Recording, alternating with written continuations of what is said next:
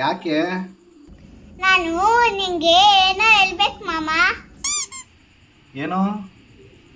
ಚಾಕ್ಲೇಟಾ ಇಲ್ಲ ಕುರ್ಕುರೆನಾ? ಅದಲ್ಲ ಮಾಮು. ಓ, ಐಸ್ ಕ್ರೀಮಾ? ಆಮೇಲೆ ತಗೊಡ್ತೀನಿ. ಏ ಗುಂಡು ಮಾಮು, ಫಸ್ಟ್ ನನ್ಗೆ ಹೇಳೋದ್ ಕೇಳಿಸ್ಕೊ. ಸರಿ ಹೇಳಮ್ಮ. ನಮ್ಮ ಮನೆಯಲ್ಲಿ ಈರುಳ್ಳಿ ರೇಟ್ ಜಾಸ್ತಿ ಆಗಿದ್ರೆ ಉಪ್ಪಿಟ್ಟು ಮಾರಲ್ಲ. ಟೊಮೆಟೊ ರೇಟ್ ಜಾಸ್ತಿ ಆಗಿದ್ರೆ ಟೊಮೆಟೊ ಬಾತ್ ಬರಲ್ಲ. ಸರಿ, ಅದಕ್ಕೇನೀಗ?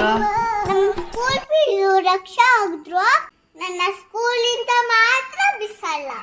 ಇದ್ಯಾ ಲೆಕ್ಕಾಚಾರ?